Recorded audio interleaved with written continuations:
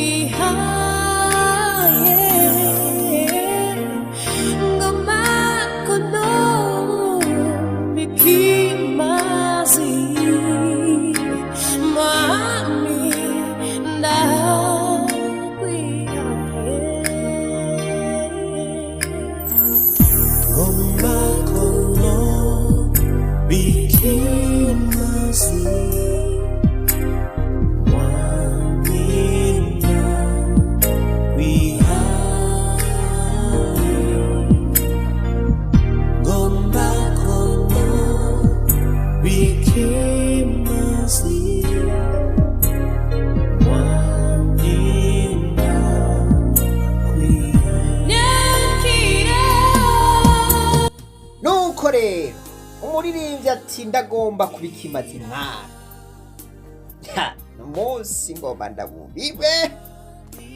Iyi ndirimbo iratangaje gose. Ni gute twobera abandi ikimazi?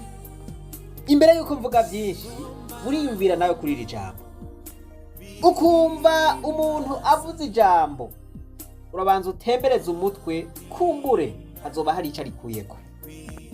Ndakunze ijambo ryo kwicisha bugufi, kandi ni naco cigwa gitangurira ibindi vyigwa byose mu vyigwa twigisha. Ishure ry'abarundi bose ni ishure ribategurira guca bugufi, guhariranira, gusubiza hamwe, iterambere hamwe no kuroranirwa. Tubandanye urugendo maze tugaruze umunezero Satani yatunyaze.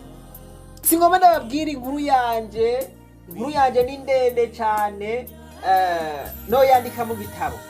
Iyaba twarako turagenya uburo niho byari gushoboka ko ndayibabwira, ariko gusa nagomba uno munsi ngaruke ku mateka y'iyi nzu mubona. Iyi nzu murabona yuko yubakishijwe ibiti, murabona yuko yabomaguritse, murabona yuko idirisha ryuguruye n'umuryango uruguruye, murabona yuko ariko ndamesura agashambara. Inzu rero mubona ni kwibarabara icamwo abatari bake. Lelelele urana yuko ifise na veranda aho ushobora gufatira akayaga. Je nari ngeze ahantu rero nicarana n'abahambaye, ivyo sagaseseshwa rumuri nama nabiberetse, ariko ibintu byarazungurutse birasubira birazunguruka. Nisanga muri iyi nzu, inzu itagira amatara, inzu itagira isima ryabomaguritse, inzu itagira parafo, inzu indani isize umusenyi w'ibivu, inzu iva, inzu yasi imigaga. Noneho namwe murayibona iyi nzu rero, nohaba mvuga yuko ariyo nigiyemo guca bugufi. Ndibaza ko hashobora kuba hariho abandi bantu kumbure bake cyane bashobora kuba bamaze kuba mu nzu nk'iyi. Mwene majambo, inzu nk'iyi isigura ubukene. Narakenye gushika yaho nja gukota iyi nzu zimeze nk'uko. Muri iyi nzu naryamira urubavu rumwe imvura iri kwiragwa. Kubera iki? Kubera amavano. Imbeba canke imisereba nyiciye ku ruhome, wa musenyi ugahunguruka ukampungurukira mu matwi, uwundi mu maso. Iyumvira abantu rero bakuzi bariko bavuga bati murazi ko naka bahajya muri irya nzu. Ikibiruta byose rero, yumvira ugeze mu bigero wamaye inka agaca inkumi zikuzi. Mana yanje, mana yanje. Aha rero agenda gukora nugaye, agenda mu gatondo ka kare. Uwo muryango murabona ingene wari umeze, ibintu byanje byose nkabisiga mu nzu. umunsi umwe rero abasuma barandegera mu gatondo ka kare ngiye kwisumamwo, baraza uwo muryango bawutera umugere. Murabona yuko utari ugoye no kugora. Ibintu byinshi byari mu nzu barabitwaye, na Bibiliya barayitwara, n'utundi tuntu dukoresho two guteka twose sanga batwaye. N'agafu nari mvise mu nzu wamaye inka ariremeka baratwara. Ngarutse ku mugoroba nsanga inzu yiriwe yuguruye, abantu baca ngaha mwibarabara. Nababwiye yuko aha hari ibarabara. Voilà, abantu nyene bitwengera bati mbega bashe wowe wegiye gukora asiga yuguruye inzu vipi? Nshitse mbona umuryango uruguruye, umutima ngo kwa, ibi bintu nibiki? Kumengo banyabuye bagabo. Ninjiye nsanga ibintu vyose babitwaye. Murumva portemento nyene twari twatuntu umuntu akubita ikibaho ku ruhome, voilà, agaca kubitamwe imisumari. Iyo yari yo portemento yanje. Ariko murumva yuko kubera inzu yari isigishije umusenyi gusa w'ibivu, ivyo urumva yuko bica biguma birumuruka bigomba gukoroka. Ikintu rero cantangaje gatangara gose, izindi mpuzu nziza barazitwaye, mugabe ipantaro naheruka kugura nsanga iracamanitse ku musumari. Iyo pantaro mwibaza ko yari mwiki? Yari muduhera naza ndabika. Voilà, iyo pantaro nsanga iracamanitse ngaho, ya mahera aracarimwo wampaye inka.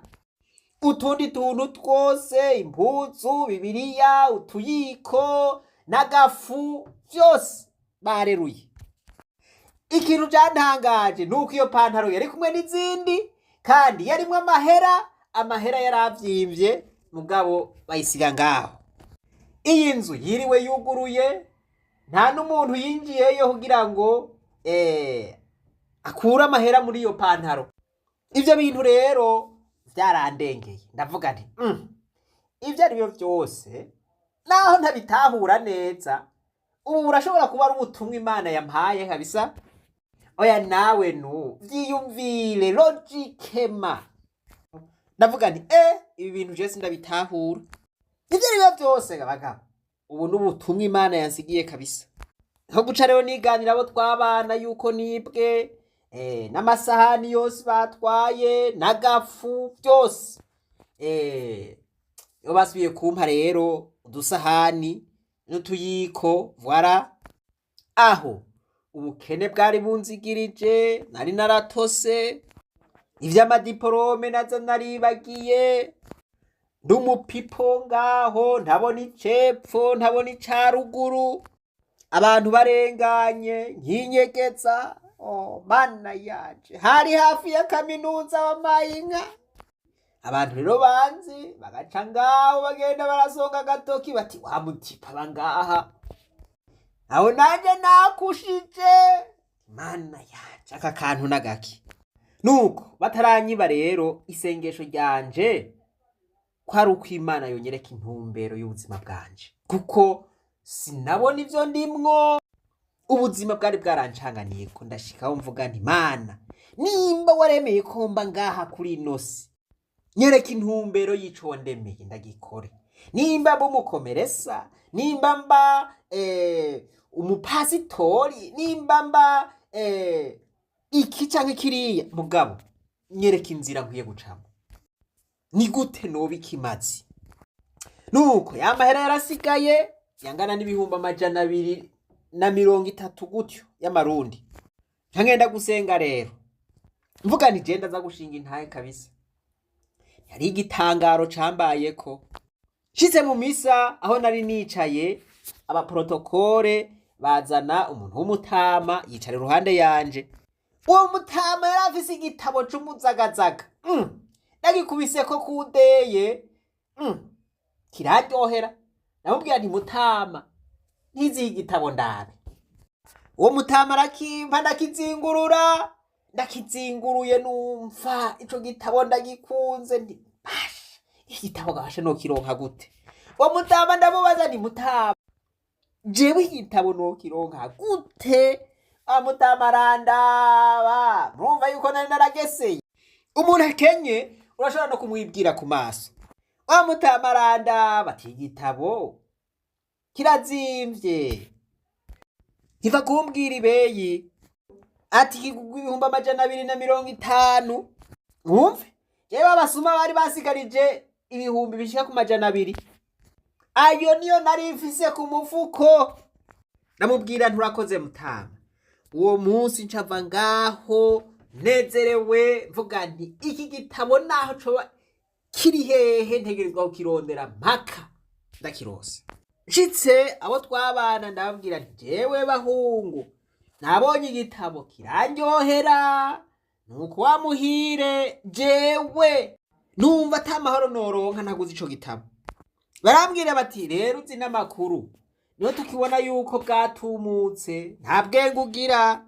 Abasuma kwiba ibintu vyose n'amasahani n'isafuri nisi twabiguhaye uje kugura igitabo kigwa ayo mahera yose kandi atani ikintu usigaranye mu nzu.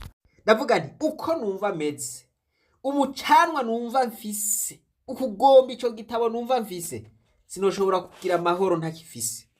Ndagenda aho wa Mutama yambwiye ndakirondera, ndatigita ndiruka.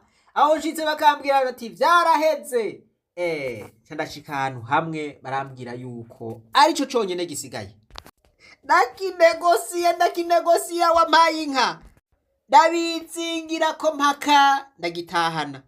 Abantu mumaze kugura imodokari, vraiment imodokari iraryoshe, nta muntu numwe yanka, kandi ndazi yuko uvuye kuyigura uyirimwo voilà ugenda urapepeye abantu, ndazi yuko biba biryoshe. Nanje numvise ico gitabo, numvise icari ku mutima cururutse, numva umengo mfise imodokari, numva umengo mfise ikijipe hariya. Mana yanje. Niho guca rero mfata umwanya ca gitabo, ngiye ku kazi nkagenda mfise agasakoshi voilà, nkagisoma nkumva kirasosa kiraryoshe wampaye inka. Ndavuga nti wapi kubona ntari bwaroha igitabo nk'iki mu buzima, narahomvye. Nanguye kugisoma rero ivyiyumviro rero biratangura gucana ko kujya kwimiravyo.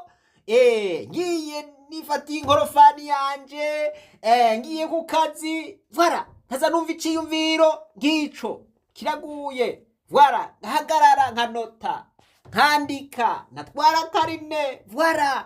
Mana yanje, ivyiyumviro birisuka birambana vyinshi, niryamiye muri ka kazu sinatora itiro, ivyiyumviro bikaguma bizunguruka mu mutwe, bizunguruka. Kubera iki?